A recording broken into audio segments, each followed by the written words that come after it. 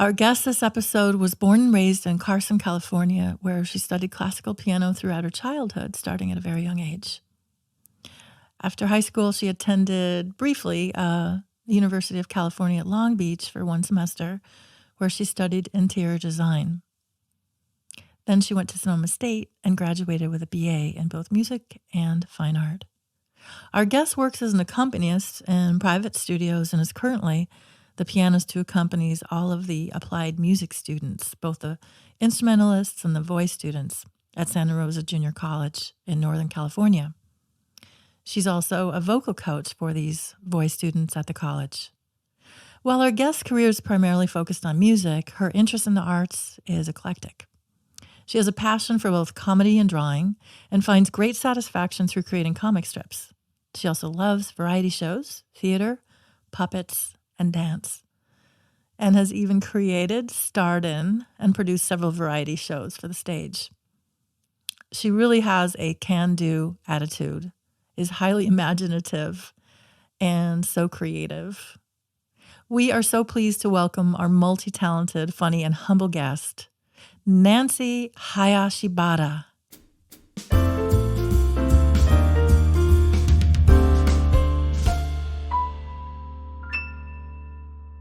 Welcome to Meaningful Musical Conversations, where we have heart-to-heart talks about music and life. I'm Jill Minier. And I'm Daniel Townsend. Thank you all so much for tuning in today. Nancy is in the house today. How are you doing this morning? Doing great. How are you guys? We're good. How Great. are you, Jill? I'm wonderful, thank you. Hope everyone's good. And Nancy, I want to also can you say your last name for us all? Hayashibara, and that's the Americanized version. In Japan, they would say Hashibara. They would do a little flip of the R. Shibara? Hashibara. Hayashibara. Nice. Okay. Nice, thank you. I would say, Hajimemashite, watashi no namae wa Hayashibara Miho desu. You do the last name first, and then... Okay, Oh. wow, neat. I didn't know that. Okay. Yeah, that's why it's very much, there's a tradition of like family honor, and so your family name goes first. Goes first. That makes sense. Yeah. Very cool. Neat. So if you mess up anything, anyway. So did you grow up, are you first generation Japanese? I'm kind of 2.5 generation because my dad was born in Washington State. I meant first generation American. Yeah. Yeah, so my dad was born in Washington State. And then my mother, she flew over from Kumamoto, so she was from Japan. So I'm kind of like in between. I see. Very cool. Yeah. Yes. Well, I think it might be cool to start letting listeners know kind of what you're up to right now. And of course, we're going to delve into everything today. But for listeners who don't know, Nancy is so talented on the piano. Yes. Just incredible. Jill and I both went to the JC where we saw her do a lot of accompaniment and stuff. That's kind of what you're doing at the JC right now, right? That's my full-time job, is the accompanist at Santa Rosa Junior College. And I play for all the choirs. I play for the singers and instrumentalists whenever they have to do their exams or their assessments. Right. Yeah. And Yeah. it's I just got to say, it's so incredible to watch you do that. Well, thank you. I don't like to Great. say it's like, because as musicians, we don't want to be called robots. And I'm sure you've heard that. And that's like the least cool thing ever to say. But it's Not just, if you're Japanese. it's just amazing that just watching you just read that stuff, like no problem. It's just incredible. And it makes me super jealous. Oh, no, well, it's a lot like this place. It's a lot of work, that goes behind it. And, just having really good teachers. I was very lucky at Sonoma State. I studied with Marilyn Thompson. And a lot of the teachers when I was there, they were just fantastic because they were not only brilliant, but they were also very kind. And it's good to have that as a role model because you don't always encounter that out in the world. And you think, well, sometimes people think that teachers need to be mean or they need to be hard in order for somebody to get good, and that's not always the case, And that's one of the joys about being an accompanist is that I worked with so many studios, so I got to see so many different kinds of people teach, and I got to see like what works, what doesn't, Yeah. and just constantly, Wow. just filing that away, so that maybe I could use something to help somebody later on down the road. Interesting. I want to keep hearing more about Sonoma State, but before that, actually, I'd love to hear about what it was like for you growing up and when you started with music, what kind of music was playing around the house, or just something that comes to mind that you want to share with us about how you grew up. Well, the very first person who taught me how to play piano was my brother. Now, my sister took piano lessons, but my brother, my brother Patrick and I, we get along really great, and he knew that I wanted to learn. And the very first thing he taught me was boom, boom, boom, boom, boom, boom, boom, boom, boom, boom. And it was a blast, you know. He was just, and the words that went with it is, "Don't you touch that birdie." And it was just a blast. So he was the first one that taught me how to play piano, but as a kid, I really loved watching Liberace on TV. It was always quite the spectacle. And, you know, Mom was always like, Nancy, you like Liberace? Yeah, I like Liberace. Yeah. And she goes, you want to be famous pianist? I said, no, I want to be gay. Really? Did you say that? No, I just Oh my God! Wow. Mama. But there was some part of that, you know, Yeah. in your mind where you just kind of figure there's something different about this person that's not like anybody else Yeah. on TV. But then eventually I did start studying piano with the same teacher that my sister studied with. Okay. What age was that, do you think? Like, 6. 6. Okay. That's pretty early. That's awesome. Yeah. So, did you enjoy practicing? Yes and no. It was there are 4 of us kids and 2 parents. And so sometimes when you're in that big of a household, practicing is a way of escape. Mm-hmm. It's a way to just get this quiet mind space that you don't always get. But sometimes I would get ready to practice. We always had to practice an hour a day, my sister and I. Every day we had to practice. And so I'd get to the piano, and I was just about ready to practice. And my mom would say, Nancy, practice! And I'd be like, Oh God. I was just about to do it. Now I don't want to. Oh, And then I my get the God. most humongous tantrum. I so get that. You oh, do? Oh my Yes. God, yes. Yeah, I could totally want to do something. And the moment the parent, or could be my husband, for example, I could be looking forward to doing something, and the moment that person then says, you know, do this or whatever, it kind of, there's some way of stealing the inner motivation. Yes. And for the artist, you know, it sounds like you have that strong inner motivation. Yeah. And it's much more fun to come from that place. Yeah, totally. Yeah. Yeah. And I remember my poor little metronome, because we had to work with a metronome. And I had no idea how expensive those things were. They still are pretty expensive, like the wooden pendulum ones. Yeah. Very expensive. And this one had a ding slider. Mm-hmm. So depending whether it was in 2/4, 3/4, 4/4, it would ding. Right. Yep. You know. And sometimes I would get so furious because, you know, you're trying, and it still doesn't line up with a metronome. And then I would just, one day, I just couldn't stand it. I had a huge temper as a kid. I chucked the thing across the room, and it went tumbling down the floor, right? And then I picked it up, and I started again, and then instead of that nice, like, click, clack, it was like, Oh, no. that poor thing. Oh boy. I know. Well, you know, sometimes you just got to temper and Yeah, throw it. you got to vent a I little worked bit. on but- that, yeah. Oh man. So you practiced about an hour a day, Mm-hmm. and is that pretty much that's how much you played? That's kind of honestly, I'm surprised. because you're so amazing, and are you an incredible sight reader? I didn't know I was good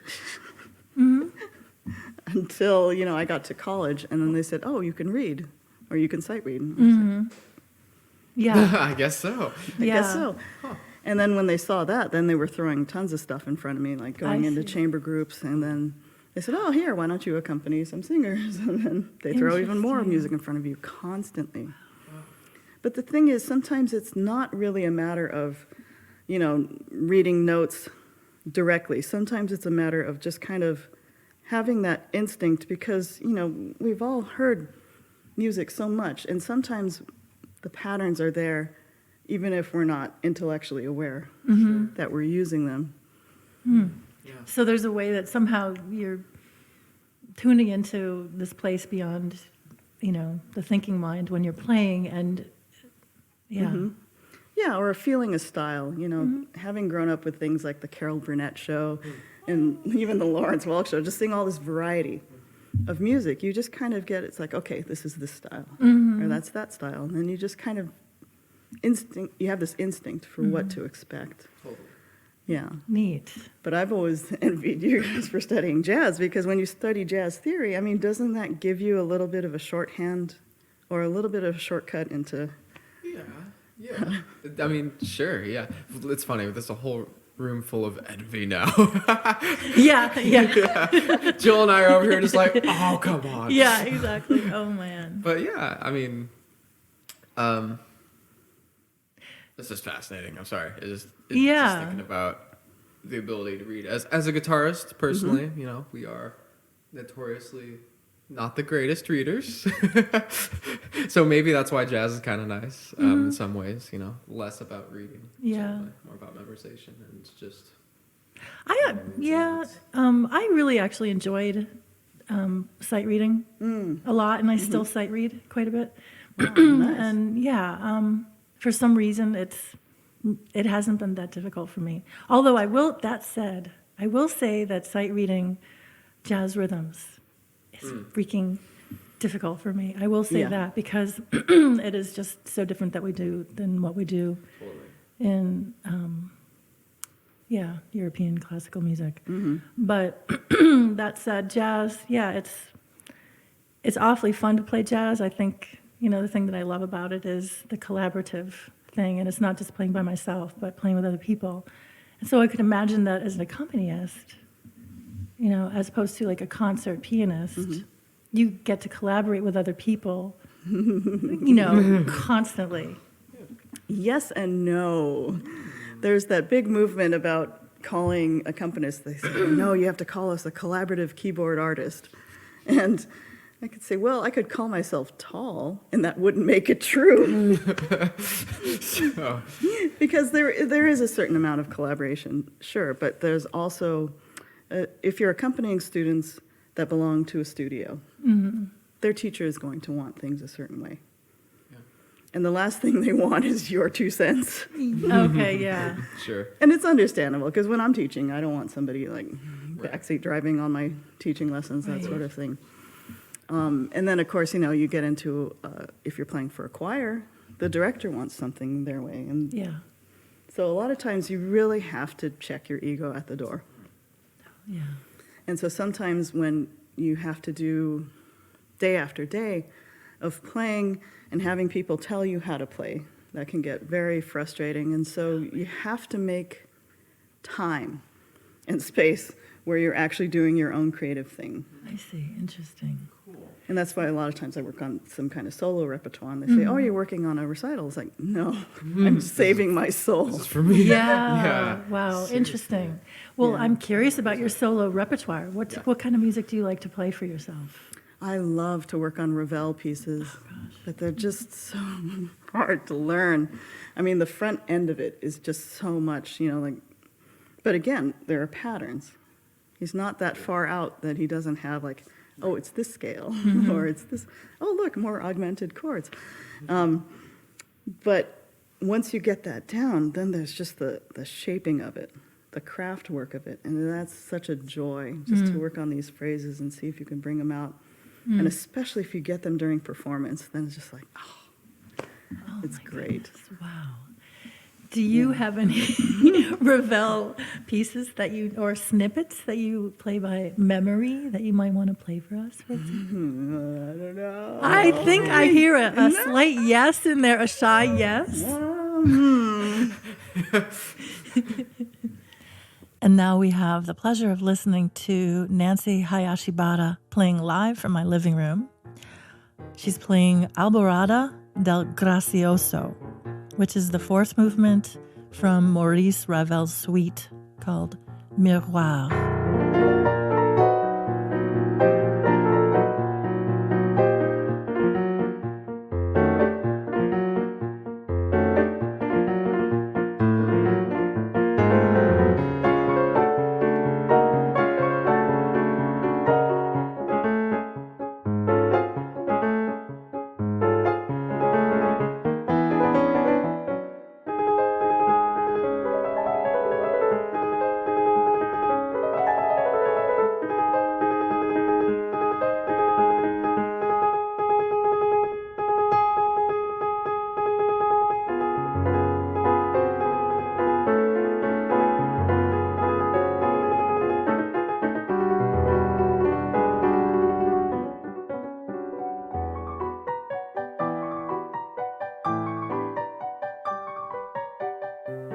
I had a quick question for you. I'm Sure. curious if you have like a favorite, I don't know what to describe it as, but accompanist style. Like, do you like to work with singers, or do you have like a medium that you enjoy a lot? That's a tough one to say because it's kind of like how people are. Like there's there's such a variety, and sometimes you'll work one particular style and you just know when you know what it's like when you just really click with somebody and you really have this groove with them. And I've found that in various different styles. Right. So maybe it's more dependent on just the people and how they are. It is. I mean, and accompanying is one of those mixed blessings kind of jobs, because on the one hand, you actively get to participate in somebody's musical growth. Mm-hmm. Like, especially with kids, and you see them just exponentially get better and better and better so quickly. And there's always that moment where they get it, like where they get music, where it's not just Mom made me sit Right. and crank out on my violin for 15 minutes or whatnot. And there's also that kind of play that you have, and especially I think it's challenging in something that's already structured. Like with jazz, you guys get to play off of each other, and it's like, oh, let's play around with this rhythm, or let's see what this comes out. Whereas with classical, it's like, this is all laid out for you. Mm-hmm. True. And people have been performing this way for so long. What more can you do to it? Mm-hmm. Right.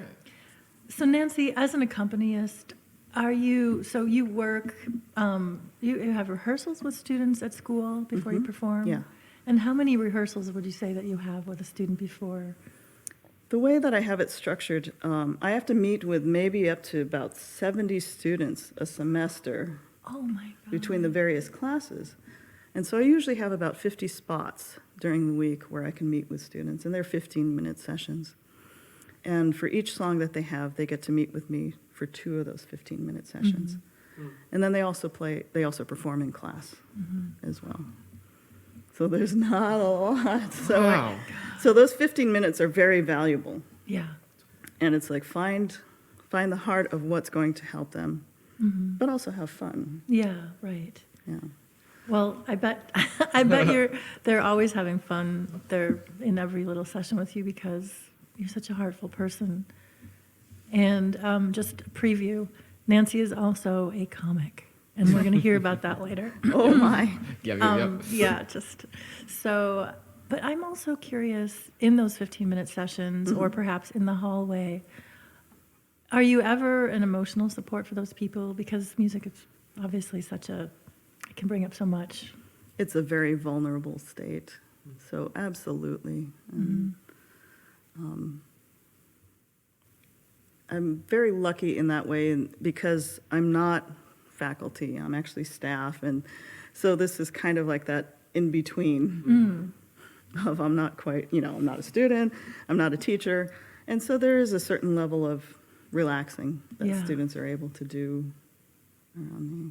Nice. But yeah, like you said, it is a very open and vulnerable thing to do music, especially singing. Oh my gosh.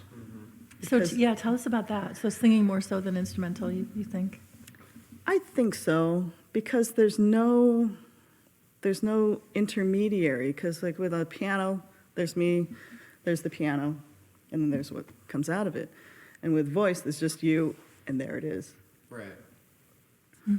And you feel like, oh, people can really see how I am Mm-hmm. Yeah. by how I sing. But, it's true of anything. They can see how you are by how you play, too. Right. Yeah. Yes. I think you're onto something there. I would agree. Yeah. Definitely.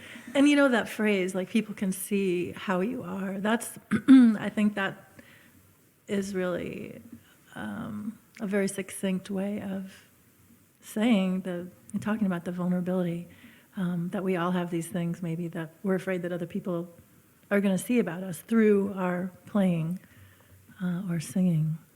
Yeah, and on some level, some people don't quite know that. But I think... I think in general, most people do. Yeah. It's like, oh, no. They can see that I have bad rhythm. Right. How does that translate to the bedroom? No, anyway. Well, there's that. There's that. We're gonna have to start changing topics for a second. Are you a good dancer too?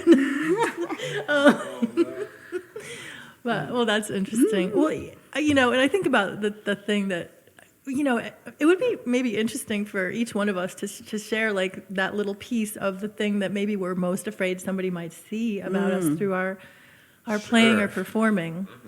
Who wants to start? Yeah. Daniel. Okay. Let's see. Of the many laundry list items that I might have, I think not that I'm nervous on stage. I really don't get nervous anymore, but sometimes nervous notes. You know what I mean by that? Like notes that don't speak of like the confidence. Like I know exactly I'm going to play this note. Sometimes like I'm going to try to play this note and see what happens. Yeah. That's something I'm afraid of a lot. And just lately it's been more trying to sound more vocal, I suppose, am I playing? Like less just doodlies, kind of like unnecessary, not thinking about what I'm playing kind of stuff. I catch myself doing that a lot still. So that's my nervousness for like trying to just be more genuine and less notey. Yeah, suppose, so maybe like a powerful presence. Yeah, exactly. We're intentional. Yeah. That's kind of the gist of what I'm mostly worried about on stage these days.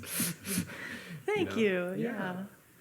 And then I guess as far as vocals and stuff, the hardest thing for me is holding eye contact between everybody constantly. That's difficult, right? I have all the tricks to avoid that as best as I can while pretending that I am, right? Looking in the back of the room at like, you find a couple markers like the beer bottle over there and like the exit sign, So you find some friends that aren't people. That's funny. And then eventually through the course of the night you get better with like, at least I do with, looking at people, but it's always a difficult thing for me to do. Yeah. Thank you. That's kind of my thing. Jill. Okay. Well, Great. It's like three-way ping pong. let's see.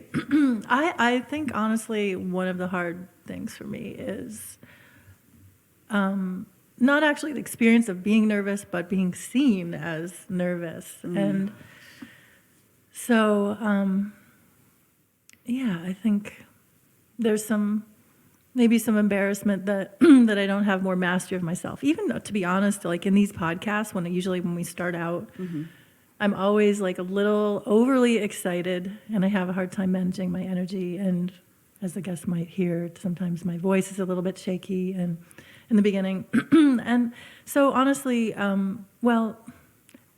I do feel like I'm starting to overcome it a little bit after having some traumatic experiences, like, for example, at the JC, playing Nearness of You and singing for my jury. The solo part, I don't know if you were there for that. For the solo part, oh God. Did you hear me swear and curse literally in front of all the professors as I stood up off the piano bench? I'm really, I had a slight temper tantrum towards myself, because I'd worked so hard on on this piece, and it was just really early. I think it was year 2 of studying jazz. But anyway, so that was a traumatic experience for me, having such negative emotions towards myself because I made a mistake early on.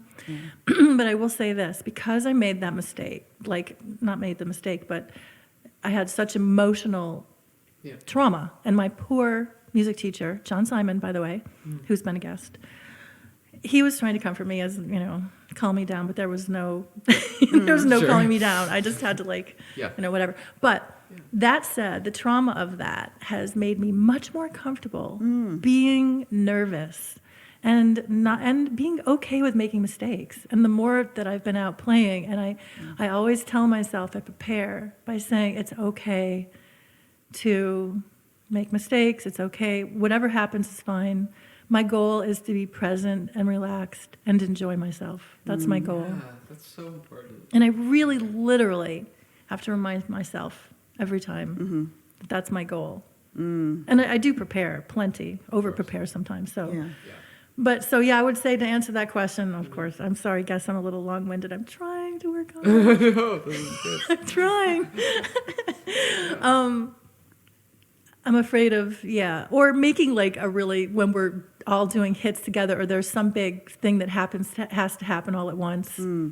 That, I make a big boo-boo or whatever. But still, it's like, shit happens. Yeah, totally. I do my best. I'm glad you said that. Like, that's so difficult to just be able to sit down and be like, it's okay if I mess up here. Mm-hmm. Like, I've prepared, and it's just kind of as much as I Yeah. can prepare for this right now. I think that's super, useful, and it's hard because you do have to like remind yourself every time. Every I time. do that too. Yeah. It's the same thing. You gotta walk on stage, like, well, I'm probably gonna screw up some stuff, so it's gonna be okay. Yeah, and I just want to and piggyback up on that to say that I would say that this whole thing that I've been learning about, it's okay to look nervous. It's okay to not know how to do something, and get used to this through all that I've done with learning music over the past 7 years, jazz that is, because the classical was a totally different situation for me, but it's making me much more comfortable in public with like the social anxiety that I didn't quite realize that I had. Like whether it's traveling or whatever, I feel much more relaxed than I used to. So I would say that what I've been working on, musically is really helping me in my everyday life, which is also nice. Wow. But enough about me. Nancy, I can't wait to hear about, what you're What do I worry afraid about? that people might find out about you through your playing. I don't know. I mean, partly I'm pretty much an open book. Like when I make comics and things like that, that's just pretty much just who I am. And every time I play, I make it as much. I feel like a lot of times there's no fourth wall unless it's something that I never really agreed to play in the first place. Right. There are very few instances like that, but I feel like whenever I play, that's Yeah. It's you. So Yeah. so there's a level of acceptance of this is of yourself. Oh yeah, I mean, I wouldn't say it was an easy road, but Yeah. absolutely. And it's like all those flaws, all those biffs, but then again, all those really good moments. It's like that's all. It's all part of that. Yeah, that's all me. It's okay. Yeah. Like, Did you ever have that part of you that was more critical of yourself? oh, absolutely, absolutely. I went through many years, about 10 to 15 years, I would think, of feeling that I was not a good musician, just feeling terrible. And I'd worked with a director, I'll keep nameless, who was very just managing every single measure. Like I had to watch them all the time, and I had to do that all the time. And I just felt like on the one hand, the director wanted what was good and musical about me, but I never got to show that. So then what am I doing here other than being, fingers on the keys? And it took a long time to get through that. And then also when I was a kid, my mom would get so angry if my sister and I made one mistake. Oh my If we made one mistake at a recital, we heard it all the way home. Oh my God. I can't even imagine. It was tough. And so, you just didn't want to make a mistake. And, I know I'm not the only one who goes through that with their parents. But So how did that affect you? Your playing, the fact that your mother kind of like forbade you to make a mistake. I mean, did you go through a process? Because I would imagine that it makes you make more mistakes when you're afraid of making mistakes. No? And then eventually it resorted to bribery. It's like, if you don't make a mistake, I'll take you to McDonald's. That seems like that'd work for a lot of kids. Well, not too well. I only went once. I would have gone a whole 0 times. So. Oh my God. Wow. So did you practice more then to avoid making mistakes, or how did you accomplish that? Well, like I said, we practiced an hour a day. And so when you practiced, it was, you have a lot of arguments with your hands. It's like you tell your left hand, it's like, stop missing that note. You just start to negotiate with your hands, like, don't make a mistake. But, you just practice a lot. And just... it's pretty funny because, like when Mom was angry at us, we'd get home.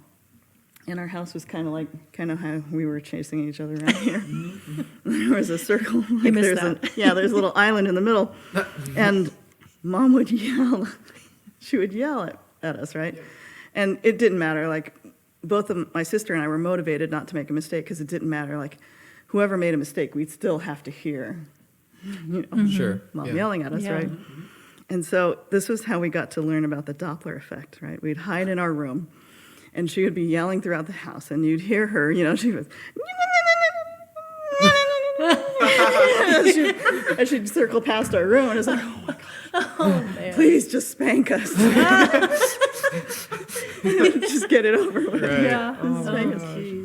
And so there's always that, oh my gosh, can't mess up, can't mess up. Mm-hmm. And then you go out there, and then music gets harder. Yep. And then it's like, well, at some point you just think, I could just be nervous about this, or I could make mistakes, and if other people care about it, bless them. Yes, totally. Yeah. Yeah. Because I don't have time or the health. Mm-hmm. Your own physical well-being, like just feeling like if you're so wound up about worrying about making a mistake, then how committed are you to making music? I mean, like, what is that really the essence of it? Is getting every single note? Well, in that case, I'll just put it into MIDI. Yes, totally. Yeah. Let the I'll machines fix all work my on notes, that. and it's like there. It's perfect. That's a great point. That is a great point. Yeah.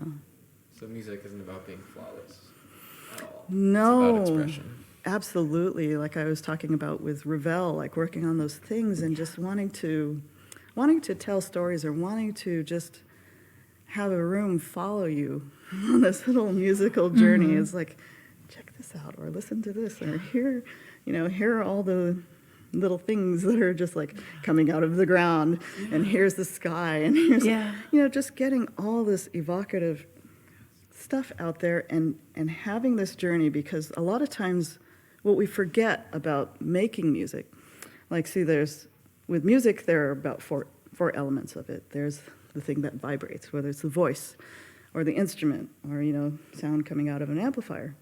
And then there's the energy source, whether it's our breath, or whether it's our fingers on the keys or on the strings or anything like that. And then there's the medium. So there's the air, right? Yeah. Unless you're a whale, then it's water. Right, sure. But the fourth one is also what we tend to forget, is that it's the ears that are hearing it. Mm-hmm. So it's the people that are hearing it. Hearing it is also making music, which is I think why we have such a struggle with classical music and audiences, because our ears are used to hearing a lot of other things that are, quote unquote fun. Mm-hmm. And like classical music, it's a cultivation. It's something that needs to be brought into your childhood or just put into some kind of public space where people get to hear it a lot. Because otherwise, the ears aren't tuning into what's happening. Mm-hmm.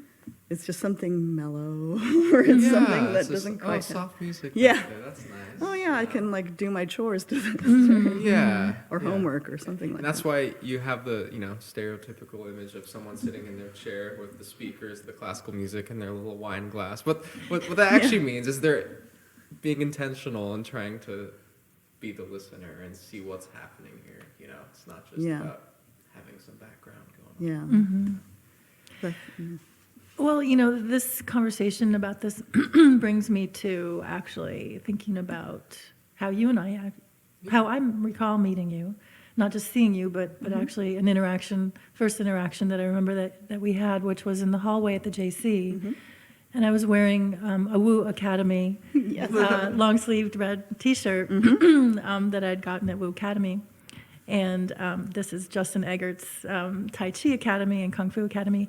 And so I've known him a long time, but you had called out Woo Academy. And so I turned around, and so we had this lovely conversation about Justin and studying at Woo Academy. Mm-hmm. So this conversation that we're having reminds me of Tai Chi and energy and do you want to say anything about Tai Chi at all? That, like, how that's informed, or the practice has informed your music in any way, or maybe it hasn't? Oh, it has, absolutely. It, the great thing about Tai Chi, when I went into it, I wanted to have a body awareness, like how my body fit in space, how I moved through it, where I was going. But the studying Tai Chi, like when you do these moves, you get a certain kind of confidence that you don't get unless, I mean, you get it if you study dancing, just something that gets your body physically moving in space at a time in front of people. And the neat thing about Tai Chi is I always used it when I was very nervous at the piano, because it makes you have a lower center of gravity. Yes.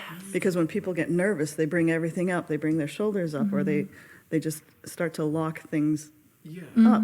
And Tai Chi, you're trying to just relax and get more towards this, the dantian, like Right. be a little bit focused on your own center of your body.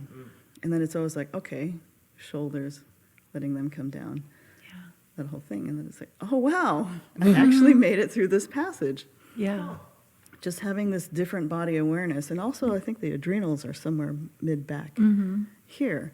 And so it was this way of just kind of dropping the shoulders and just letting the adrenals get just a little bit of a massage. It's like, just calm down. You're okay. Yeah. We're all okay here. And just feeling a little bit more grounded in it. So, yeah, Tai Chi absolutely does help me musically. Neat. Yeah. Yeah.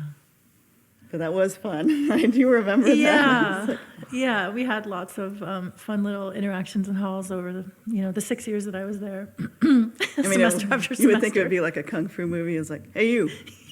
Yeah, totally. I challenge you to a fight. He's like, It's a hallway. Oh my gosh. dubbed kung fu. Oh man. Well, why don't we switch gears for a second? I'm gonna talk about your comics. I'm very curious about them. Oh, Been working on, and just to kind of touch on something you said, like, and this seems to be the way you play music too. It's, your comic is just you, right? You're kind of pulling from experience and just who you are as a person. I was hoping to talk to you about that a little bit and just see what you're working on and kind of what that process is like. What got you started in that in the first place? I always loved to draw. And aside from practicing piano being an escape, drawing was also an escape. Mom thought that drawing was an absolute waste of time. She would always say, why are you wasting your time? And you just, it's drawing. Right. It's like, because it's fun. You know what I mean? And there's a challenge of trying to get it right. And at one point, Mom said, how come you always drawing men? Like, I always draw all these fighter dudes in armor and stuff like that. It's like, well, you don't really, see a lot of women in comics, which made sense. But it did make me think. It's like, why don't I? And then I started to try to draw women, and I found out why, because it's hard. Practical reasons. Yes, it's very difficult. They say women and cats. It's hard to draw women Really? and cats. Interesting. I've gotten great at cats. I've gotten better at women, but really good at dragons. But Yeah, nice. I just always loved drawing. And then in high school, I used to do a comic called Ferret's Wheel. It was these little weasels Oh, neat. and stuff like that. So I've always done comics. And then sometimes it's just kind of interesting because people say, oh, that's so raw. And it's like, there's nothing raw. It's just me. Yeah. It's Yeah. just me drawing. So that comic, actually, on Facebook that I saw that you made, and the first, what do you call it, square? I don't know what you call it. But Panel. the panel, the Yeah. first panel is you with a name tag, like, hello, I am, Fat. when your name was Fat. Yeah. And, God, that, I think, talk about raw. I know that, you're saying, well, it's just you, but for many people, that, people wear a mask about, we wear a lot of masks. Yeah. And so you Oh, kind of, literally anything. there was no mask in this.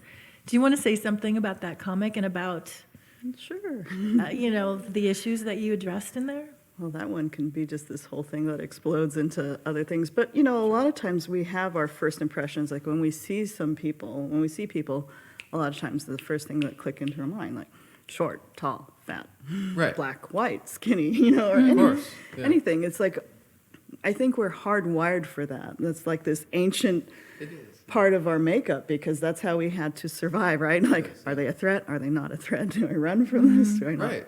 Yeah. Are they, that sort of thing. And this comic, it's just like this big frustration of weight issues. Like when you go to the doctor, like that is all they see. Like if you're over a certain BMI, then all of a sudden their mind switches to like, okay, well then obviously this is what you need to do, and this is why everything is wrong with you. And they stop looking. They really stop seeing who you are and what could actually really help you. It's a tough thing. Yeah. And, a lot of times people don't go into a doctor. Like, I haven't gone in because, like, I know they're going to weigh me. I know they're going to say this. And what help is that going to be? Right.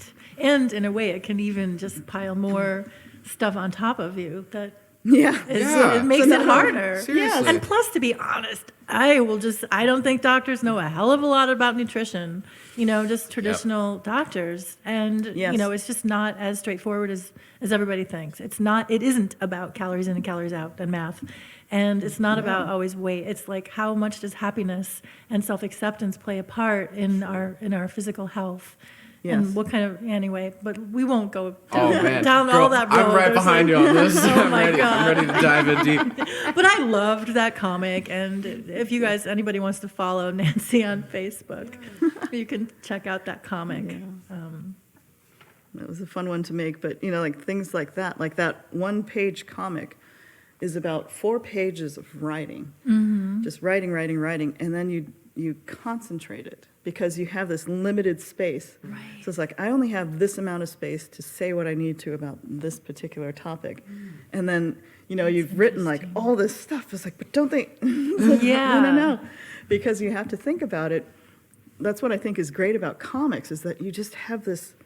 You can't just wax poetic, or you can't write War and Peace. And it's like people that just enjoy a couple of doodles. So, so you have to really find out what is the heart of what you're trying to say. And you just say it. And sometimes you can say it with a picture, and sometimes you can say it with words. It's this great little mix of things, like picture and words, to say. So it's a very tough medium. I think that took me a long time. But like I said, it's the second job. It's the thing that saves me. Like when you're doing your regular job of being an accompanist, then you have to do something. Right. Something for you. Yeah. Now, have you ever written a comic about an experience, a funny experience that you had as an accompanist, for example? I'm working on a book. Oh, yes. Oh, my God. Yes. Can you tell us a story, like a funny story, just like one funny story about something that happened as an For accompanist? accompanying? Or something else. I'll have to think on that. Okay. Sure, of course. That's so fascinating hearing about the comic, like how that operates for you. I've always loved comics growing up, but I don't think I really understood its like the real meat and potatoes of it, like what's going on there. Everybody has a different process for making them, but it is fun. It's just a fun medium, but it's also very unforgiving. Sure, that's true. And of course, it's one of these things that's always kind of tricky, because my second major in college was art. And so I was right on that cusp of when things were going to really explode digitally.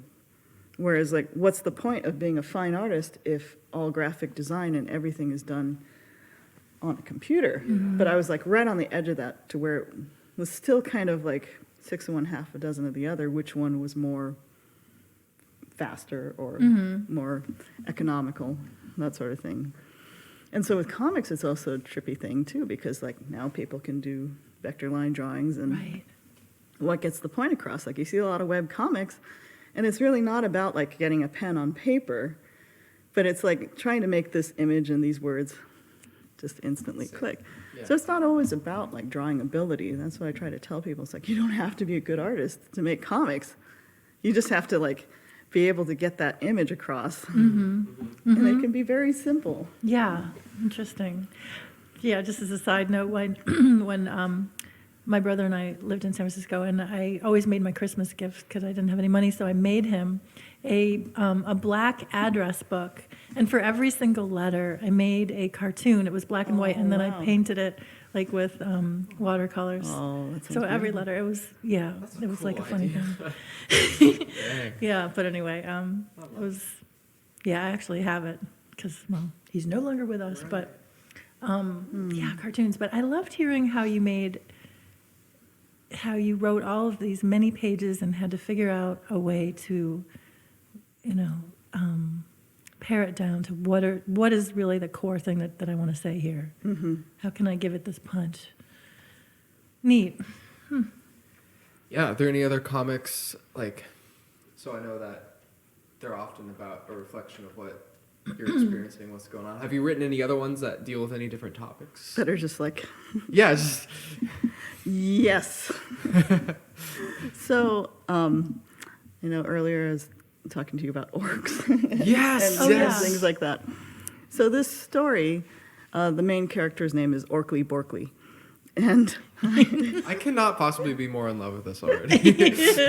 partly why I wrote this story was for my poor, poor friend who's a high school teacher who teaches music in Southern California, and just the things that he has to go through, just not feeling supported by the administration and just constantly being Sisyphus rolling this boulder up the hill Sure. of trying to teach music in a culture that's like really not into things that require a lot of time. Yeah. So I wrote this story, or I started working on it, and it just kept exploding. And then it's kind of fun to when you really appreciate people that are able to draw comically, because when you actually try to, it's just so hard. Oh. It is so hard. Yeah. Yeah, especially when you spent your life, like doing life drawing classes or trying to get things to look real. Yeah. And then when you try to get them not to, it's a big struggle that way. Interesting. But yeah, so I think art, like doing things that aren't just like a self-reflective thing, I think it's always been a mixed bag of things. Like I've always wanted to do stand-up with lots of projections and stuff like that. And the technology has caught up to where that's feasible. Yeah. Like back in the day, you weren't always sure if the projector was going to work. Yeah, definitely. And things like that. Interesting. I think we're from the same era. So I saw online that you did a show, a comedy show, in 2018 at the Glazer Center in Santa Rosa. And I think you had some special guests. So I would love to hear you talk about that show. And it's a lucky thing that I get to do. I used to play for the Unitarian Church. I played for them for about 15 years on and off. And, you'd all of a sudden blink and it's like, oh, I've been doing something for 15 years? Wow. So a while ago, they had asked me to do a fundraiser concert. And first, I was like, oh, like just do a recital, play some music, that sort of thing. But from the get-go, it's like, well, if I get to do what I want, then what I want to do is like a variety show. I love the idea of variety shows. So it'll have comedy, it'll have music, it'll have singing, and it'll have all kinds of stuff, and that's what it was. And the interesting thing is, like, when I got up there to do some stand-up stuff, it was just like falling out of a tree, so to speak. There was no nervousness. unbelievable. It was kind of like, oh, this is what I've been meant to do. But, it's not like I'm going to pursue. You wouldn't? No, I wouldn't. Because I think it's very no. situational. Because, like, it was for this recital, or for this show, it just fit there. And so it was easy to do there. So, but did you write? I mean, did you write all the stuff in advance? And Oh, yeah. I wrote it, and then, it's like, oh, I'm going to need these cards. I was like, no, I won't. I know this. Yeah, I know this. How long And- was the set for you? It was about hour and a half to 2 hours, so it's like a full-on show. And then I've done them throughout the years, like every 2 or 3 years. I do these shows at the Glazer Center, and I just have various people that come in. And one of them is my friend Billy Sue Fisher. She just sings this really great stuff, like from her gut. It's just fantastic to work with her. And so comedy stuff. And the last one, I wrote this song called Second Best. It's like, because we have all these songs about, oh, you're the greatest. Yeah. Blah, blah, blah. Right. Yeah, So what if we had this song about somebody who was like, not quite, Almost but there. you liked him anyway. Pretty good. Yeah. I like it. And then so as I was writing it, I got to this one little like break section, and I was like, oh, it needs tap dancing. I was like, I don't know how to tap dance. And so I ordered some tap shoes off of Amazon. Nice. And I was like, okay, let's see, what can I do with these things and not kill myself? Oh my God. And so I was like, yeah, it needed a tap routine. So I choreographed this whole tap routine, and, I got to the song that night. So I'm performing it, it's going great. Here's the tap break. It's like, oh, yay, I'm alive. And then, so you finish the tap dance, and then you get back to the keyboard, and then you have to sing after you've been tap dancing. Oh, my. Oh, And I whoa. did practice that, but nothing gets you ready for, like nerves, dancing, ventilation, dry mouth, singing. And it's like, oh. It's like the triathlon of music here. Yes, I really felt like I was going to die. And I was like, well, at least there are a couple of doctors in the audience. If I go down here, Oh, it'll be all right. And you're just singing. It's like, oh, well, just keep going with it. Here's the high note. Okay, done. Oh gosh. Wow. But it was a blast. And then made this big puppet. It was kind of like this kind of representation of the earth with PVC pipe. And it was like this big thing that I had to rig PVC pipe to and work with Oh. just to see if it would come across, Right. But yeah, it's like, what do I know about puppet building? Not much, but Wow, this is amazing. it's nice to have those opportunities. So if somebody gives you an opportunity to say, well, what would you do if you could do any kind of show you wanted? And then it's like, wow. And then you have to make it. Right. Yeah. And that's always fun. And again, there's like pages and pages and pages of stuff, of material that just end up on the cutting floor. I would like to see you pursue that more. Me too. Me Yeah, too. I know we're both thinking it. Totally. I would too. It's a tough thing because it takes a lot out of me because I've never repeated stuff in a show. So there's the element of like the classical pieces that I get ready for it, and they're very challenging. Yeah. And then, the comedy stuff just falls out. It's Yeah, really easy. exactly. And then dance and singing and all that other kind of stuff. And it's like the day after, I'm just like I believe it. Yeah. Right. I wiped hear you. out. But I think anything, like if you do it more, your body adapts. And so, yeah, if I did it more, absolutely. So if it would involve another discipline. Like I always talk about my second job of doing the creative stuff. And so, yeah, I'm not averse to it, but So, I'm sure that it probably took a lot of time, a lot of hours as well. And I'm wondering, with your schedule at the JC, did this happen during the summer, or how did you find the time to? this one actually did. Create Sometimes they this. don't happen during the summer. Sometimes they happen like right near the middle or towards the end of a spring semester. And then you're like, why did I do this? Or if it's in between during the winter break, that's even a short amount of time as well. And then it's like, well, you get no time to really have downtime. Yeah. But yeah, so I would do the work at the JC, and then I'd go home and just like write or, practice. And the summer show was great because I was playing for a summer voice class. And when that class was done, I would stay in the room and I'd practice the tap dancing. I'd turn off a lot of the lights Yes. because I'm telling you, room 105 is great for tap dancing. Nice. I'll note that next time. So during the break, we just took a little break, and during the break, you just brought something up that a friend of yours, you and a friend were talking about, this idea. Let's share that with the listeners.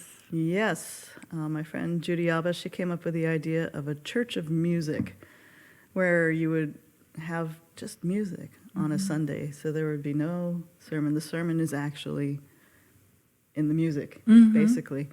And so it would just be an hour of music. And I think that would be a great thing to get going.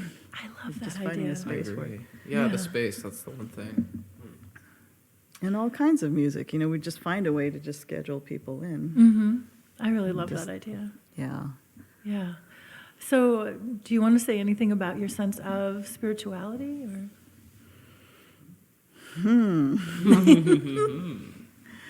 That's, yeah, I guess it's an interesting thing.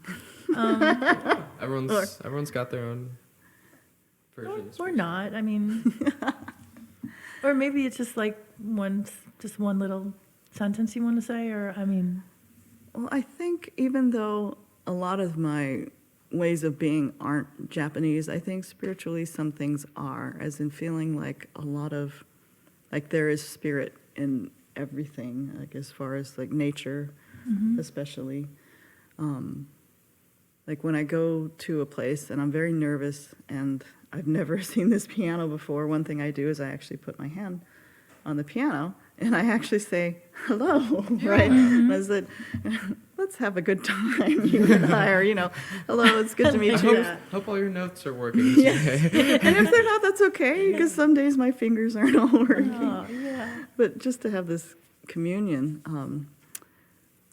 spirituality is a very tough thing because it's so different for so many people. And I think it is very tied into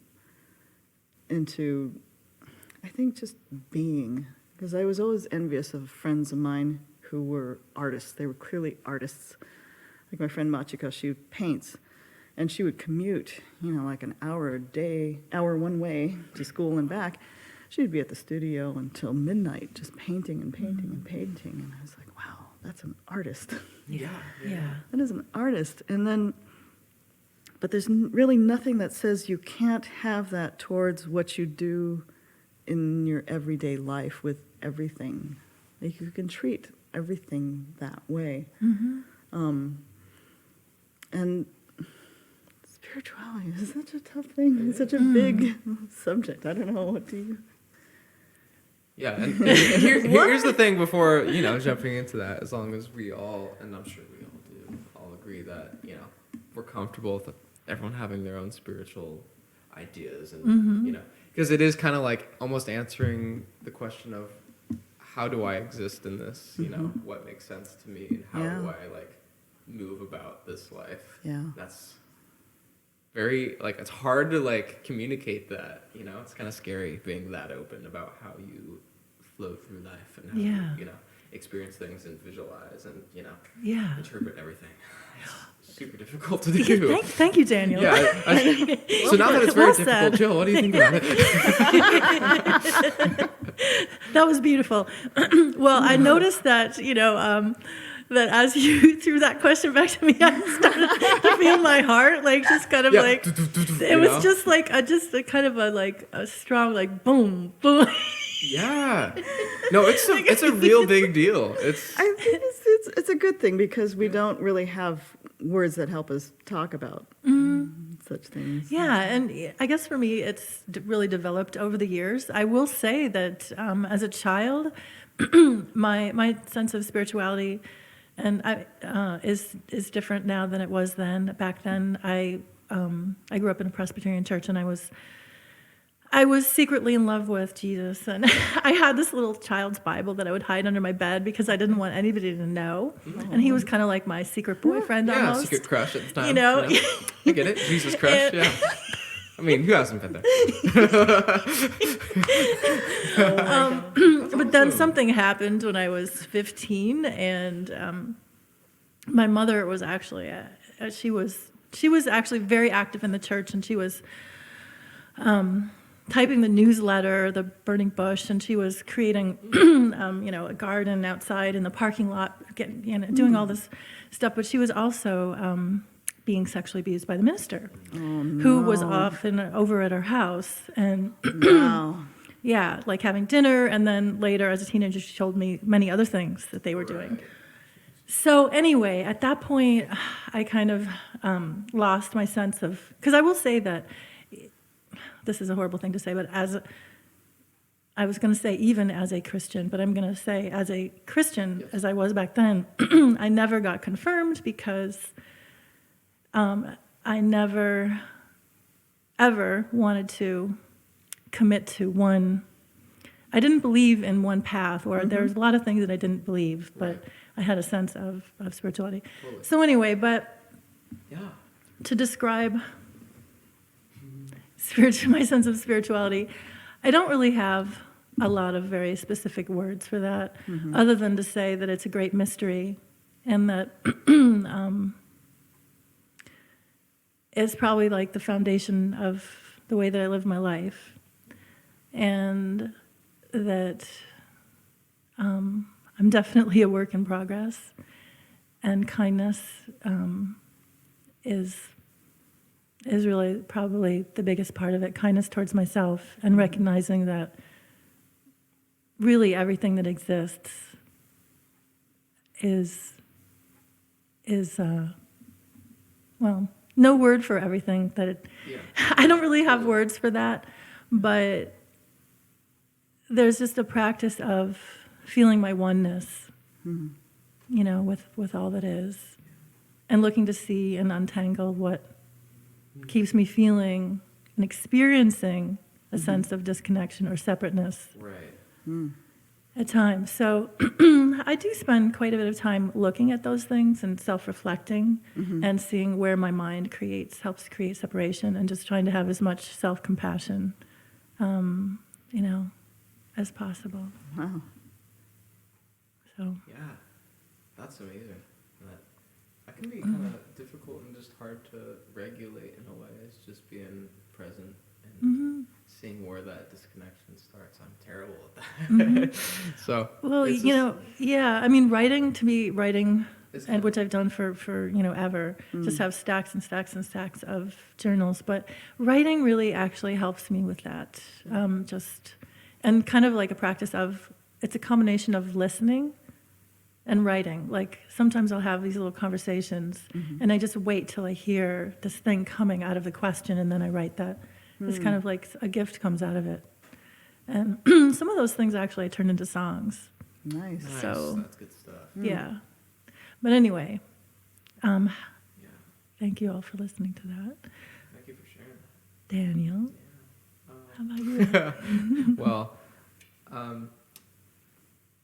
I would say, yeah, actually, similar to you, like my spirituality's changed a lot, and I have a feeling it's going to continue to do that.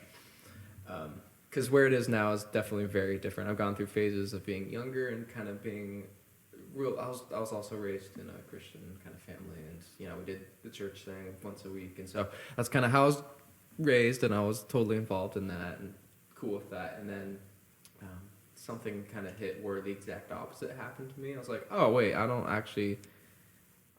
find anything from this.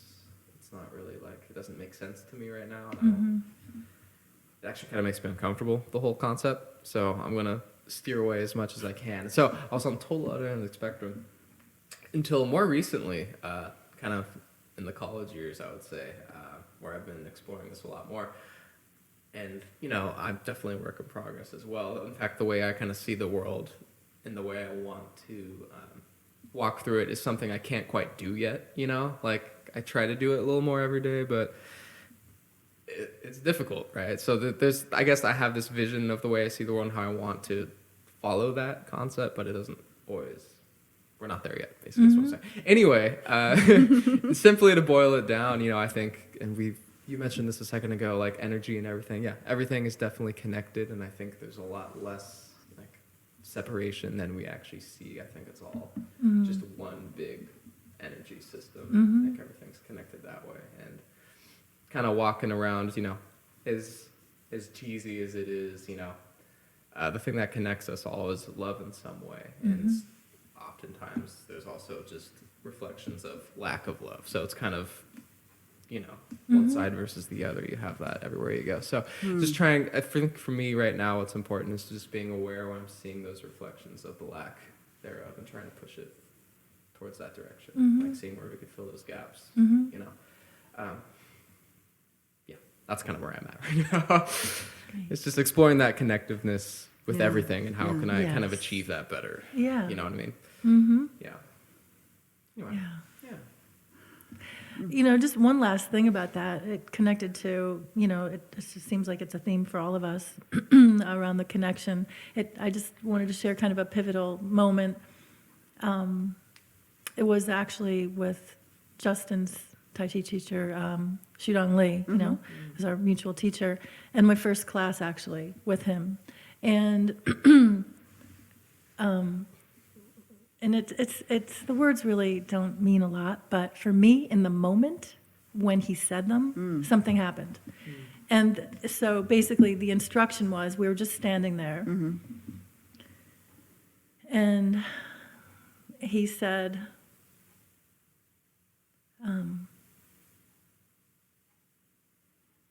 you know, well, besides all of the stuff like feel your feet on the ground and things like that, he said, so imagine, feel all the energy around you in every direction in the universe, and allow yourself to be receptive to that energy, to feel one with this energy, all the energy around you. That's a paraphrasing, but it was something like that. And when I did that, it was like a light bulb went on, because I had been connected to my crown chakra, you know, through yoga and the practice of yoga, which was a huge part of my life for many, many, many, many years. But there was something about being able to connect to my insides and all of the energy around me. And that was the difference between Tai Chi and yoga for me. Yoga was very much about my personal system. And Tai Chi was about me and the world, and how I move through the world, and being able to connect energetically with the world around me, not just in a yoga class, which when I was teaching or whatever, but in the world. And that really changed everything, and actually started to make me feel healthier, and have a lot more energy in general. So I just wanted to bring that up. Now back to Nancy. Oh, no. I'm all with that.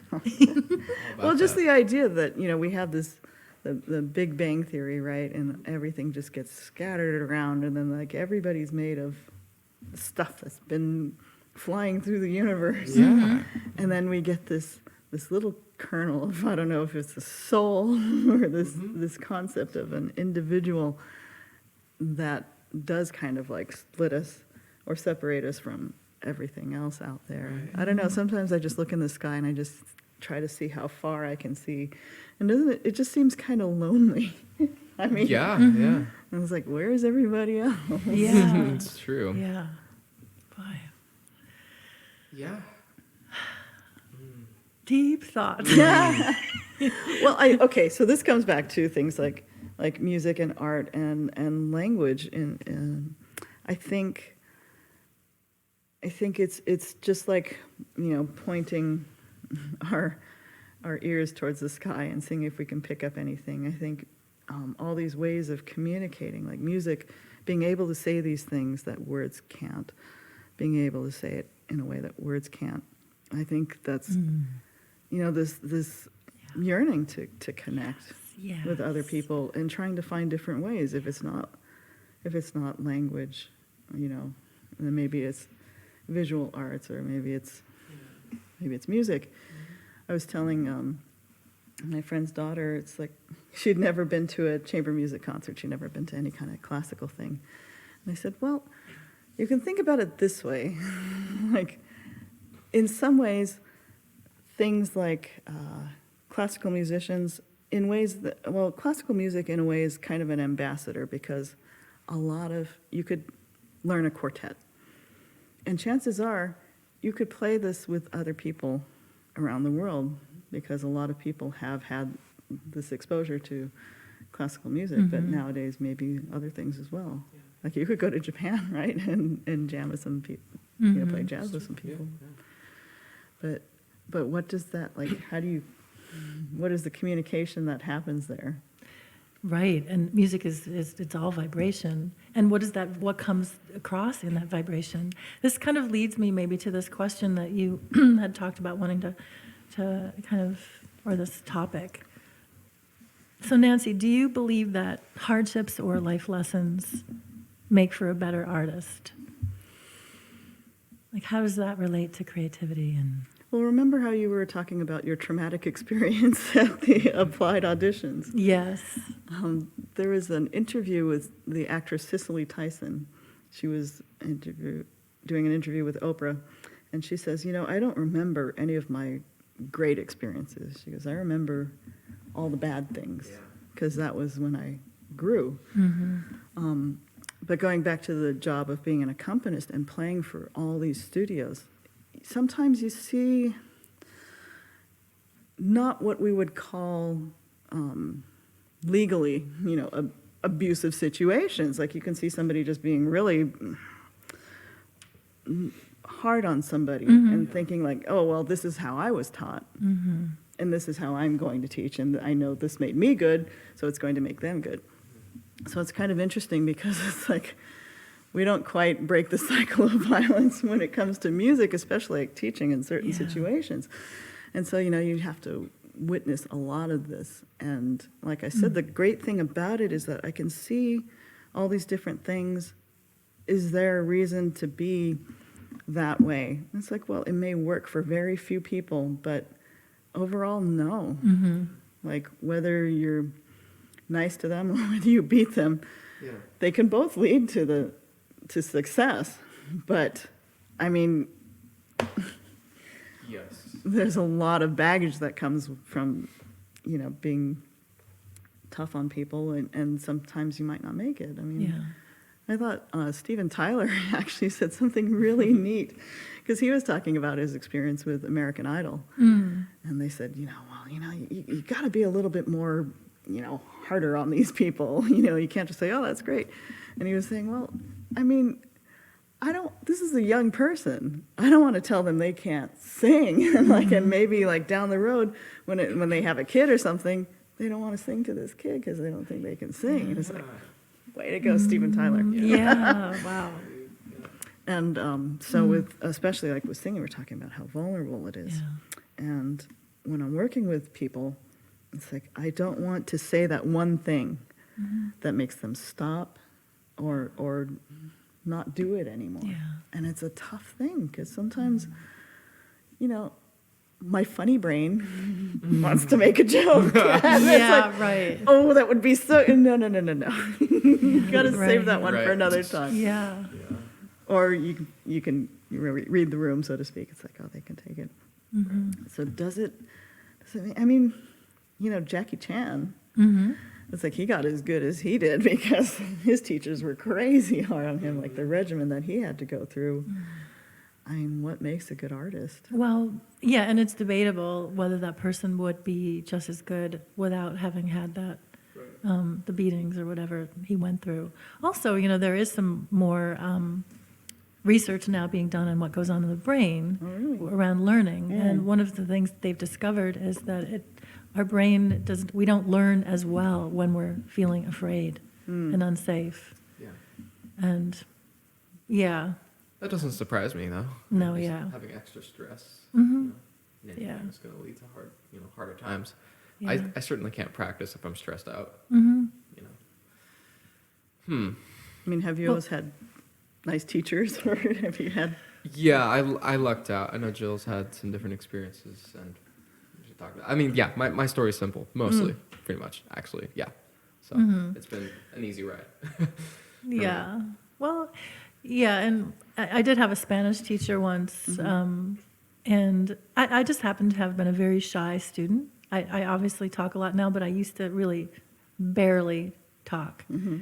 Seriously. And if somebody called on me in class, my face would turn bright red, and my heart rate would go just sky high. Oh my goodness. And so I was in Spanish class in college, and the teacher was just this. She would just bark at us, bark, like that. You call the name, and I would hear her yelling at the guys in the class, and she was just so hard. And so actually she would call on me, and I knew the answer. The languages just happened to come very easily to me, but I just couldn't function in that moment, and I would just blank out.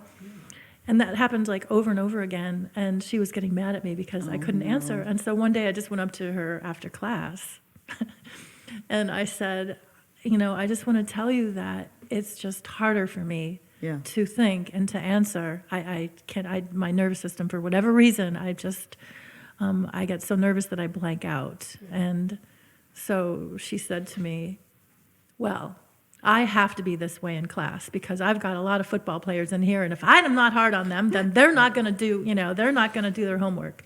And, and I've had another couple of teachers, even yoga teachers, believe it or not. Wow. My first yoga teacher, who I adored, and this is the thing, I've actually had teachers that I adored that were just abusive. Yeah. And yeah, she would just bring me to the middle of the room. Jill, get into headstand, and I'd, gather around everybody. Let's look at Jill's headstand.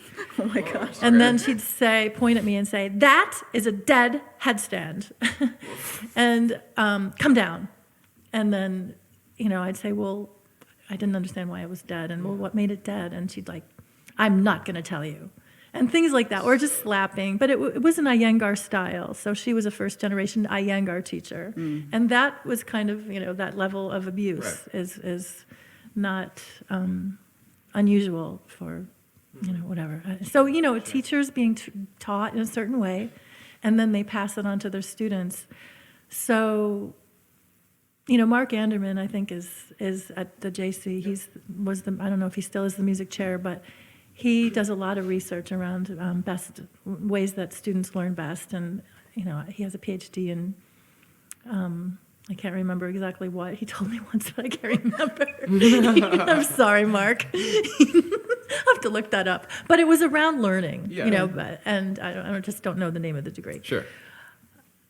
But, if we can be kind and gentle, I love that about you, that's how you're wanting to be. It's not that we don't help people to grow, right? But creating a safe place and a place of relaxation, I think, is really powerful. It is. And, well, like I said before, though, it's a tough thing because, sometimes people do learn. Oh, sorry. People do learn from tough, Yeah. quote unquote, Tough love, yeah. negative things, and it's very difficult. As a step parent, you look at, you're like, oh, their art would just get so much better if they have a couple of, Sure.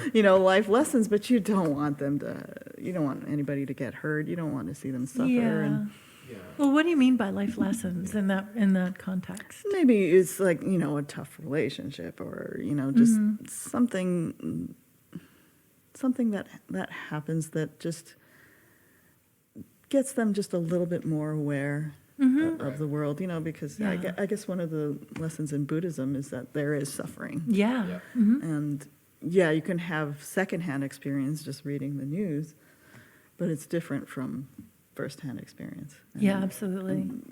Yeah, you don't want people to go through those aches and pains that are, and like with students, just seeing some of them whether they're broken, or some of them whether they come back from it, from these experiences, and especially with the arts. Like when I think we're really drawn to damage. Honestly, like a lot of times we like to hear voices, some people sing, they're like, oh, I love that husky sound. It's like, you love somebody who smoked a lot of cigarettes and has a lot of like vocal damage, Yeah. or whether somebody's like not going to be able to sustain that singing voice for the rest of their career, but people love it. And it's like, and it's, we're drawn to a certain amount of pain, like somebody who's been through things and they write a song, as opposed to somebody who hasn't. Like, Right. what songs will endure, or what songs will hold on to? And it's like, why is that?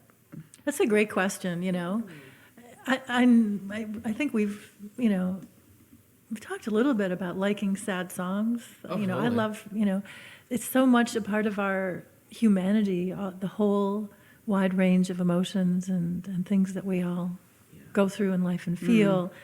And to have a singer, or a musician, who whatever it is, offering up their piece to us, whether it's a recording or live, and we receive that, and that connection can feel comforting, like, wow, I'm not alone. Yeah. True. And there's like this level of, I think a lot of times it's hard if we're just walking around in the world to allow ourselves to feel pain and discomfort. That is a big practice, to learn how to allow ourselves to open up to pain and discomfort, and allow it to move through us. And I think sometimes music can help us to really to feel what's going on inside, and to let it go, because of course it will change. Yeah. But yeah. I think it's fascinating that at the JC there were a couple of students that, this one student, he couldn't speak. He would just stutter, like he would just get stuck on a stutter. And the moment he would start to sing, oh my gosh, just no problem, no stuttering, just fine, just going through. I think that's one of the great things. I think that's one thing that's kind of healing about music, is that it has a flow to it. Yeah. And then you can just kind of let your brain just right into that groove. Yeah. Good point. Yeah. And flow on with it. And I think you're right about like this thing about damage and just not wanting to be alone with it. Saying, we're all having pain in our lives, Totally. Pain is universal, and if you're anything like me, you take your pain, you throw it over there, and don't worry about it until you hear a song that reminds you of it, and then you sit with it for a while, and then you realize you're having that, and it helps you to work it out in a way. I think for me, it's always been a useful tool to help work out emotions, which is something that doesn't come naturally. So hearing those those songs, not only is it like that it's nice that someone else can relate in a similar way, but it helps you understand what's going on for yourself. So definitely. Yeah. So do you put it back in the corner, or do you keep it? No, you just keep it over there, You're good over like a mile away in the corner. You think you're good. And then that song will come, and it will just chasing after you speed slowly. up, smack me in the head. Just rides You along forgot with it. about me, Yeah. Yeah. Oh my God. Oh, hello. Surprise. Yeah. Boy, for so many years, my whole goal and my intention in yoga practice and teaching was actually to help people learn how to be with discomfort and pain. And Wow. just through having, studied mindfulness and Buddhism, even though I'm not a Buddhist, but I went pretty deeply into studying that and, learning how to be with resistance, and how you relate to resistance, for example, to feeling something. But anyway, so I did that for a bunch of years, and then, that was my main focus for all these years. And then I realized, you know what? I've forgotten how to open up to pleasure. And so that actually is what I've been doing for the last, 15 years, honestly, is what brings me joy. Yeah. I can be with pain, but what brings me joy. And that's honestly what cool. got me into jazz. And Wow. Huh. Right on. Fun. That's awesome. Yeah, two sides to that, right? Learn to enjoy the good stuff as well. yeah. I think that's a difficult thing. I think we're hardwired to want to see failure. Well, when you go to see acrobats, right, and somebody's on the high wire, it's how many people in the audience are wanting to see this person fall? Oh no. Or are they just scared of that, or how many people, not wanting ill on them, course. but Right, just of course. Just are see some expecting crazy happen. thing. are expecting to see failure. It was Funny. Oh, I always think that at Cirque du Soleil, where they're just so good. So incredible. They're so good at it, but you just see things are they gonna, and maybe that's what it's like when you watch classical music. Are they gonna biff? Especially on Mozart, you can tell. You can tell when they mess up. Heading. Yeah. Oh my God. But some people ask, it's what was that like going to that concert? That must have really bothered you. All those things. It's that's not what I'm doing when I'm there at all. It's I shut that off. I'm not there to critique them or to correct anything. It's just what are they bringing? What Yeah. are they bringing? Enjoying. Yeah. Yes. So finding joy in music. Yes. Wow. That's great. So, I'm wondering, we've, in the LGBTQ world, there's now kind of more acceptance and social growth compared to, 10 years ago, 20 years ago. I mean, horrific things that have, the way society has been towards gay people. And so being a gay woman yourself, how has that been in the music world and, maybe in the past and how it is now? Oof. Or in life? Big question. In life. Yes, things have changed quite a lot, but I'm not sure how much of a bubble we're in this county, even as far as like how well we treat things like gender identity. Good point. Oh yeah, other things like that. Although I will say that, because my family is back east in upstate New York in a fairly conservative town, even though they're not conservative, but there is, so I know a little bit about what's going on there in that little town, nice. and they're educating, people in the schools and stuff. So that around gender identity and Yeah. that said, and then, TV shows that are mainstream TV shows, they're It's coming I'm into the normalizing culture. is that, I don't know if that's the right word to use for that, but yeah, are we in a bubble? And Oof, yeah, it is it's a tough thing. And luckily, I mean, I think with something like piano, sometimes there are gendered things as far as piano goes, because, there are clearly ways that this was back in the day. Like, this is how a woman makes a pianissimo on a keyboard, and this is how a man makes it, right? So, like, you would see some performers, like, and the guy looks like he's just, like, trying to pet a ladybug to make this piano note, right? He's, like, just tapping. And then the woman is, like, she's the fairy godmother, and she's, like, tapping a baby's forehead. It's, like, a lot of flowy wrist action.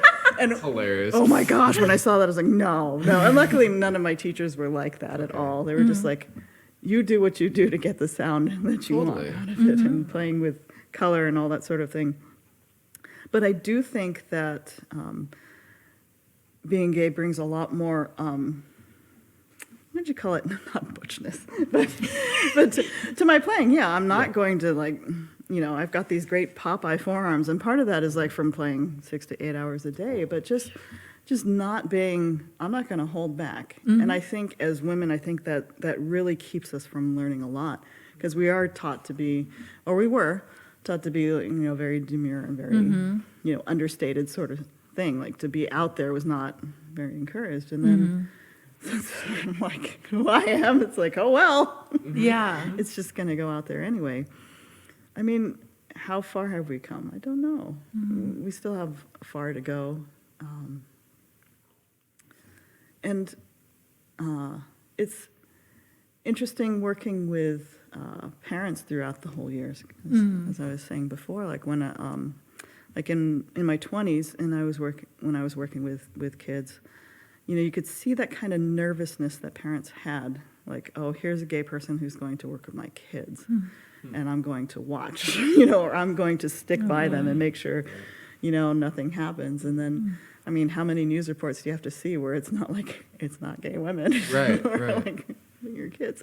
But so again, you just cultivate a lot of things. Like I cultivated language of talking to kids that just made them. It's just about music. It has nothing to do with gender or anything like that.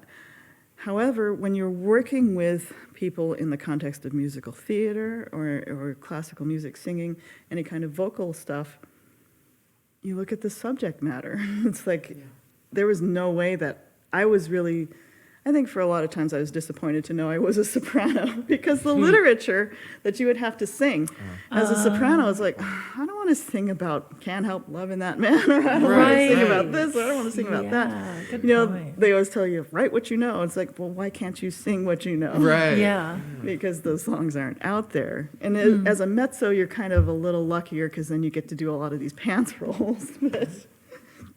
So, I mean, there was just so much that you could do depending on how authentically you wanted to live your lifestyle. Interesting. And of course, when you're on stage, you're acting and stuff like that. But like, how much can you do that? Especially since, like, music just is so, like, if it's always me, then where is it when I have to do things that don't really speak?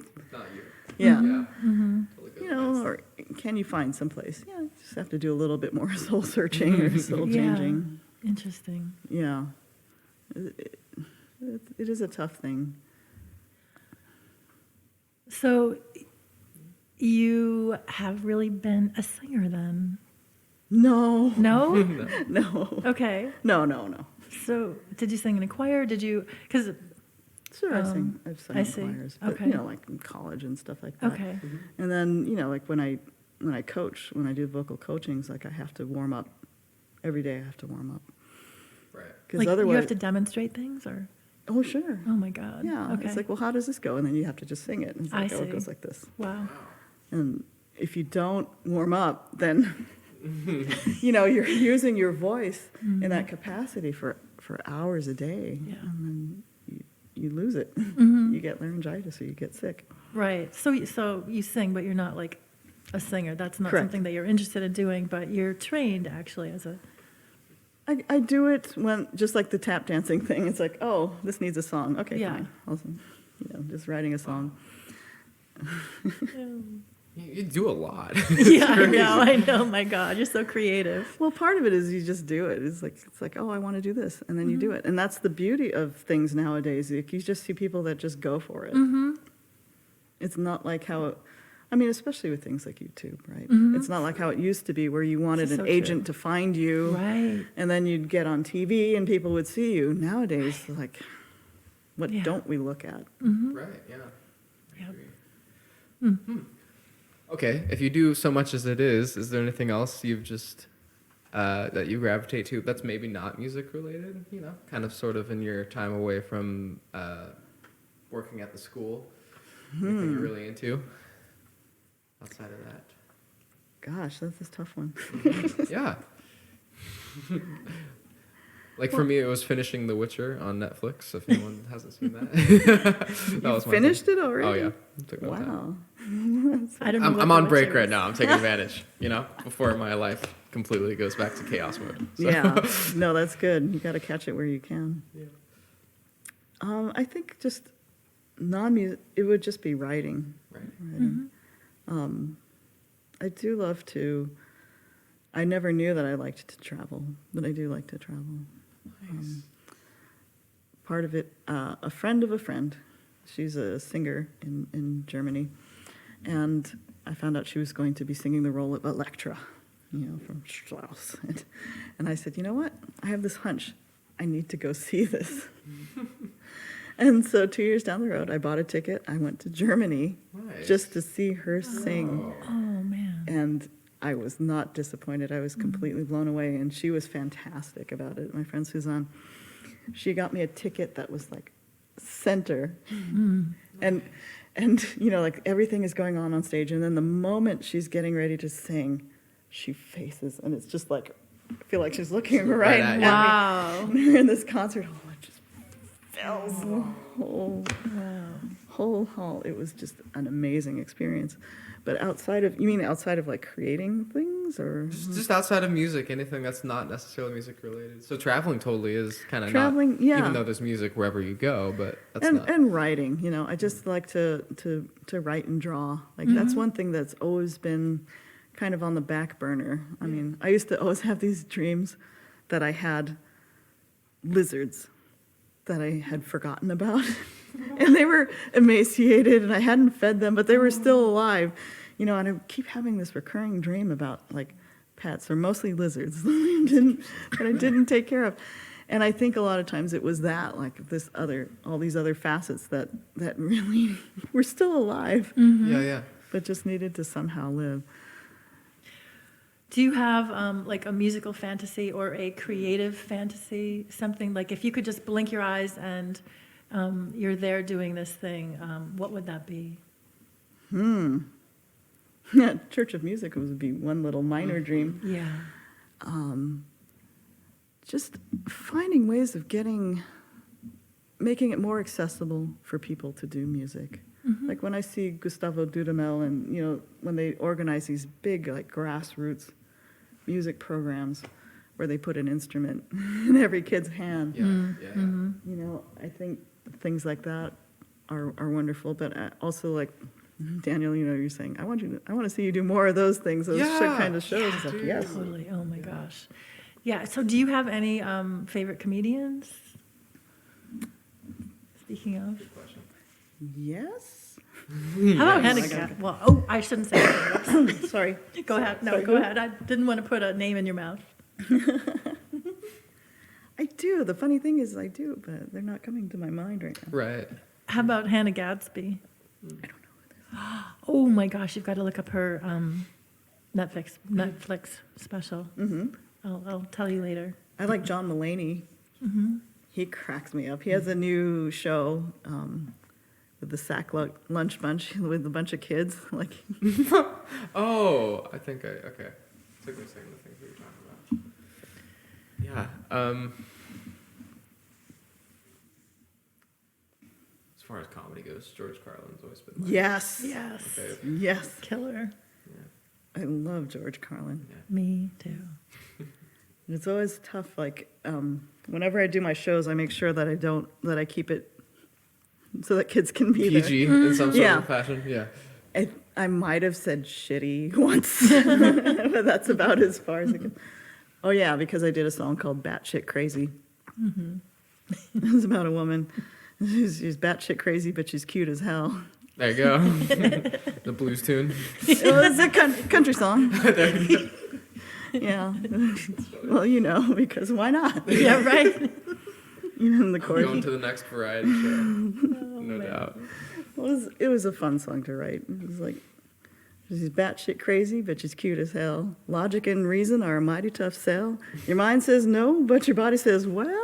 She's batshit crazy, but she's cute as hell. Nice. Country love drawl. it. Nice. Cool. That Wow. sounds fun. You could just host a Saturday Night Live variety show. Variety show. That can would see be that. fun. Wouldn't it? Oh my God. Totally. I mean, like, what could we imagine? Like, even on the scale of the county. I mean, I know they have open mic things, but what, something. Yeah. Oh no. We gotta put our thinking caps on. Yeah, for that's that. hard. I had some ideas and then I shot them down immediately. Oh. Yeah, as far as even just location is a thing, like around here, Santa Rosa, if that's kind of the hub to think of. I guess. I Arlene mean, Francis Center. one Yeah. pipe dream kind of thing that I've always wanted was, we have the orchestra at the JC, and then we have Spreckles Theater, which is it's one of the few theaters that can have a full orchestra pit. Mm-hmm. And it's like, I would love to hear a musical with the full pit that was intended to be, as opposed to let's have a bunch of keyboards and let's mic Yeah. everybody. Like, I want to hear that sound. Yeah. Well, speaking of that, I actually had wanted to ask you. You created some musical soundscapes for a show at Spreckles, Hamlet. Yeah. Do you want to tell us about that? Daniel helped me with that one. Really? I went into Stanra's and I was like, I need these Yeah, it was things. pretty And you're amazing. like, Yeah. what are you going to do? Yeah. I'm going to bow a cymbal. I remember. Yeah, that's right. I didn't remember the specifics of what you were looking for. Oh, I want to hear this. And I found out it takes a lot of rosin. I believe it. Yeah. A lot of rosin. Oh, that's gonna be a sharp. That was a fun project, and I was very lucky. Sherry Miller is, I think she's the artistic director at Spreckles, and she's known me for quite a while, but she's one of these few people who's never pigeonholed me, oh, you're an accompanist, so you're just going to be the accompanist for the rest of your life. But she's always like, I have this idea. What do you think? You think you can do it? And it's like, oh, Neat. yeah, So much somebody who gives you these opportunities to be something that you never knew you could, or and just lets you expand on it. It was a great experience, and again, it's a lot of things like they're doing this great monologue, and you're on your keyboard. It's like boop squeak, and they're like, less of that. And you're like, okay, how about this? Totally. That's a fun process. It was a fun process, and I bought a synth drum, and it would have different effects. You could press it, and it would have different effects, and you could hit it on the rim, all different kinds of things. Just bringing in all these different kinds of sounds, and working with iPads and Thumb Jam. Thumb Jam was a great program for that. Just expanding. Again, it was like, well, I don't know how to tap dance. I don't know how to drum, but I'm going to bring these things in. Make it happen. Because they're the right thing for that. You know how to time. make it work. Sometimes I find ways. Do you have Yeah. a favorite musical toy? Now we're talking about kind of, well, not toys, but, you know, like little tools, even if it's like electronic drum or anything. I do love that synth drum. Yeah. Yeah, Yeah. I would love to have more time on it. Yeah, musical toys. Whew. Have you played like the Seaboard or anything like that? Any, No. you know, What is it's this? like MIDI pianos, like it looks like a black keyboard that you can change velocities and pitches. Oh, how and, cool. I'll have to, Jack just got one for Oh. Talon, so you have to go over and play it sometime. Oh, I got cool. a chance, it was cool. but- Neat. I do want to get a Clodney plate. What's that? yeah, I don't know those. It's basically it's a plate that you pour sand on, and you run sound through it, and certain frequencies will make patterns. Oh, neat. And I would love to have a song that's written that just like makes the shifts in the patterns. You know, Yeah. it would About just be that. these long tones, Yeah, but Neat. it's fascinating. that's really cool. A friend of mine and I, we made a mini one out of like a PVC pipe that was like this big, and we stretched a black balloon over it, and you pour sand on it, and you sing into it. And sometimes you can get the patterns to form. You have to get certain frequencies. That's cool. Interesting. Yeah, and so I would love to do like a live performance of that, where you kind of have this thing got the going on. shape. Yeah, That's so cool. and people Neat. can see.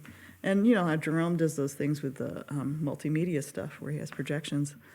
It's like I would really love to do things that are actually like have dance and puppetry. That's what Yeah, that's your thing. I'm a sucker for puppets. It's like, Yeah. like Lion King size things, you know. Yep. But just something, a live interaction that's mobile. That's another thing that I would like to do. I love dance. I love puppetry. And storytelling, basically. Oh, well, thank you for sharing your stories with Thank us you. today. Thank you too for doing Yeah, this. it's It's wonderful. really been fun getting to know you and Yeah. Hear this has about been you. delightful. And it's cool that we've all like known each other for a while I too. you know. It's No. pretty funny.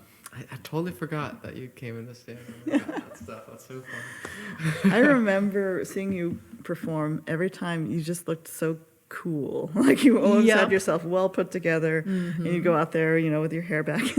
Oh yeah, back in the days of the long hair. It's like, oh, you know, they always say, like, look at that cool cat. yeah. Little did he know I'm sweating through my shirt. Like, Didn't know. Nope. yeah. That's it. Fake cool. Learned it quick. Success. Yeah. So I think by the time this episode comes out, it'll be the New Year's. Oh, for sure. Yeah. Okay. Well, listeners, hope you had a good holiday. It's New Year. I know I certainly did. It was lovely, and hopefully Yes. everyone here as well has had a nice Yeah. little holiday break. Yes. So yeah, thanks for tuning in today. Was there anything else you wanted to talk about today? Anything on your I'm sure we mind? could just go on. Oh, and yeah. on. Maybe another time. Yeah, That's another true, time. you know? Yeah. And we'll be hearing about those puppet shows Yeah. next Yeah. time, right? I got to go and build them. I have to stalk your Facebook for some comic relief for myself. I have to make more. Yeah. I'd love to see Absolutely. those. Yeah. Love to see those. Well, thank you again, and Thank you. and listeners, thank you for tuning in once again, and feel free to share anything, any podcasts or comments that you would like to share with us. Thanks again, and we'll see you next time. Appreciate you guys. Have a good one. Bye. See ya.